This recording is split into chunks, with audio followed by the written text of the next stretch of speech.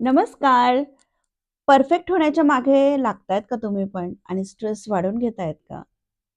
बघा, मी इथे परफेक्ट तुमच्या ऑफिसच्या कामाबद्दल, तुमच्या हेल्दी लाईफस्टाईलबद्दल किंवा हेल्दी खाण्याबद्दल बोलत नाहीये. तुम्हाला माहिती आहे का, मी ही सवय थोडीशी कमी केलेली आहे, ज्यामुळे माझा रोजच्या आयुष्यातला स्ट्रेस कमी झालेला आहे. रॅदर एक नाही 2-3 सवयी आहेत. चला तुमच्यासोबत शेअर करते. त्याआधी तुम्हाला मी बीचवर घेऊन जाते स्कॉटलंडच्या.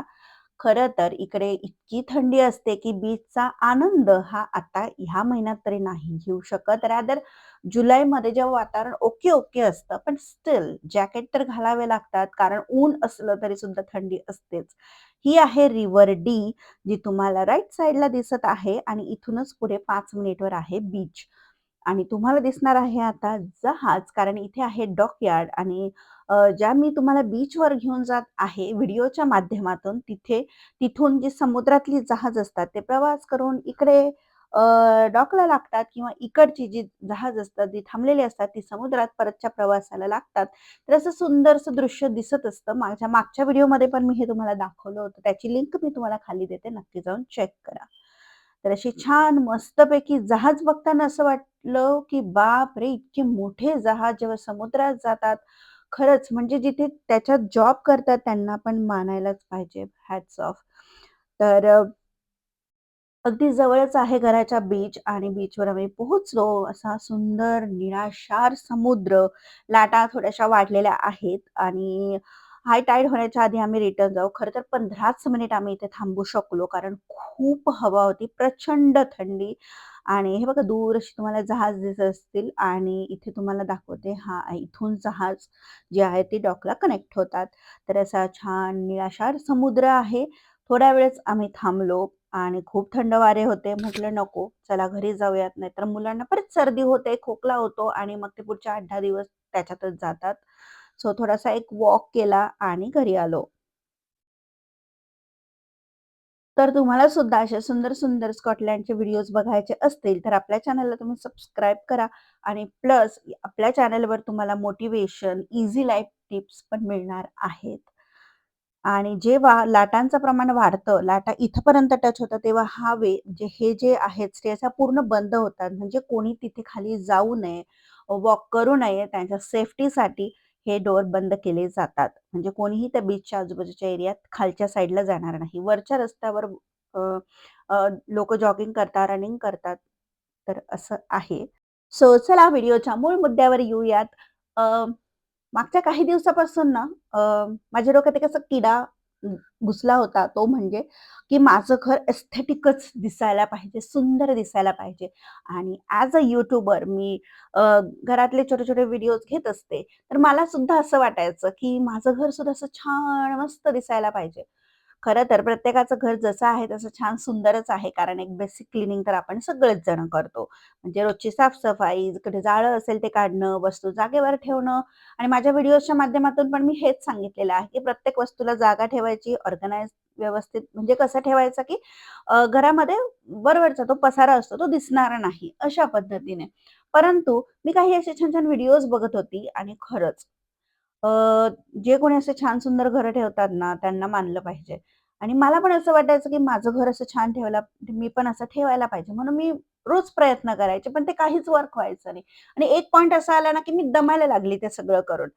आणि मग तुम्ही बघितलं असेल माझे व्हिडिओज पण मध्ये-मध्ये येत नव्हते. मग मला असं वाटलं ना, की नाही हे माझ्यासाठी वर्क करत नाही. पण का करत नाहीये?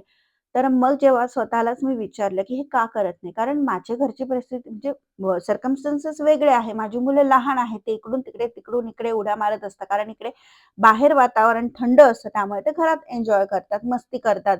त्यामुळे मी जास्त वस्तू काही घरात ठेवू शकत नाही. म्हणून म्हटलं जे आपलं रोजचं क्लीनिंग आणि ऑर्गनायझेशनचं रुटीन आहे सिंपलवालं तेच बरं आहे. कारण जे खरोखर असे छान सुंदर रील्स बनवतात किंवा त्यांचं घर इतकं छान मस्त ठेवतात, ती त्यांची हॉबी आहे, जी माझी नाही. त्याच्यामुळे ते काम मला पूर्णपणे जमत नव्हतं आणि जमलं पण असतं, परंतु अ, घरातली मुलं लहान आहेत किंवा काय ते एकटीवर सगळा लोड येतो. सो मला ती गोष्ट काढून टाकली मी मनातून आणि तो जास्त मला स्ट्रेस येत होता, जो मी कमी केला. आणि काय महत्त्वाचं आहे ह्या सगळ्यांमध्ये, की कधी-कधी फोल्ड न केलेले कपडे चालतात, टॉयज थोडेसे पडलेले असतील तर चालतात. किचन परफेक्ट कधीतरी नसतं, त्यामुळे आपलं काही घर कमी होत नाही. कारण घराची खरी सुंदरता ही आपल्या माणसांच्या आनंदात आहे. आणि एक मला लक्षात आलं, की क्लीननेस आणि ऑब्सेशन ह्यामध्ये एक थिन लाईन असते, ती आपण ओळखायला पाहिजे. आणि म्हणून कधीतरी पसारा चालतो, कधी-कधी इन्कम्प्लीट परफेक्टच पाहिजे असं नसतं काहीच. कारण आपण मशीन नाही आहोत, माणसं आहोत. त्यामुळे ना थोडासा पसारा पडला तरी अँक्झायटी होणं किंवा बेडशीटच एकदम सरळ पाहिजे, टट पाहिजे, कुठेच काही पसारा नको, हे सगळं मी तर डोक्यातून काढून टाकलं. म्हटलं नकोच, आपला ताण कुठे वाढवायचा. म्हणून जे माझं रोजचं डेलीचं क्लीनिंग असतं तेवढंच मी करते आणि बस. ही एक गोष्ट मी माझ्यातली नीट केलेली आहे. जी अशी टेम्पररी आली होती माझ्यामध्ये. त्याचा स्ट्रेस व्हायला लागला. त्यामुळे माझं प्रॉडक्टिव्हिटी कमी झाली. म्हटलं नकोच. हे परफेक्शनच्या नादामध्ये आपण स्वतः थकतो आहे, स्ट्रेस होतोय. आणि नेक्स्ट सवय जी मी मनापासून जपतीये ती म्हणजे ना, स्वतःवर जास्त कठोर होणं थांबवलेलं आहे. कारण आपण रोबोट नाहीये. आपण सुद्धा थकतो. आपला सुद्धा मूड खराब होतो. ब्रेक घ्यावासा वाटतो. त्यामुळे ना स्वतःला कोणत्याही प्रकारचा गिल्ट न देता इट्स ओके, होऊन जाणार हे सुद्धा, असं मी मानून पुढे-पुढे चालत आहे. आता ही गोष्ट मी का म्हणते माहिती का? 3 वर्षापासून मी चॅनलवर खूप मेहनत घेतली. कारण प्रत्येक यूट्यूबरचं स्वप्न असतं, की आपलं चॅनल मॉनिटाईज व्हावं. आणि देवाच्या कृपेने आणि तुमच्या सर्वांच्या सपोर्टमुळे ते चॅनल मॉनिटाईज झालं सुद्धा. परंतु झालं असं, की ते त्याचं इतकं प्रेशर घेतलं होतं मी, की माझंच होत नाहीये किंवा असं त्यामुळे ना आता माझे व्हिडिओज टाकायची इच्छा होत नव्हती. म्हणून म्हटलं नाही, इट्स ओके. प्रत्येकाचा जर्नी हा वेगळा असतो. हे जेव्हा आपण ठरवून चालतो, तेव्हा आपलं निम्मं लोड तिथेच कमी होतो. आणि पुढचं महत्त्वाचं पॉइंट तो म्हणजे गोष्टी मनात साठवायच्या नाहीत. ज्यावर आपल्याला ट्रस्ट वाटतो अशा व्यक्तीसमोर आपण शेअर करणं खूप इम्पॉर्टंट आहे. कारण फक्त मनात ठेवून ना आपल्या मन खूप आपलं जड होतं. त्यापेक्षा बोलून मन हलकं होतं आणि सायलेंट स्ट्रेस जो असतो ना, सर्वात जास्त हार्मफुल असतो हे माझ्या लक्षात आलं. आणि महत्त्वाची अजून एक गोष्ट करते ती म्हणजे दिवसभरातल्या बिझी शेड्यूलमधून थोडासा वेळ मी स्वतःच्या आता हॉबीजसाठी काढायला लागलेली आहे. जो मध्यंतरी मी परत कमी केला होता, आता पुन्हा सुरू केलेला आहे आणि अशा छान सुंदर-सुंदर गोष्टी मी बनवत आहे.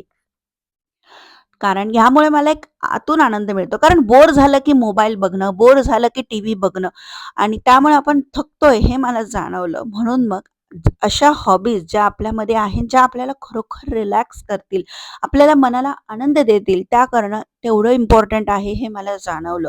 म्हणून जेव्हा बोर होते किंवा थोडासा माझ्याकडे वेळ असतो, आयदर थोडीशी मी तेव्हा रेस्ट घेते, बुक वाचते किंवा सध्या माझं क्रोशे शिकणं चालू आहे, त्याच्यावर मी फोकस करते.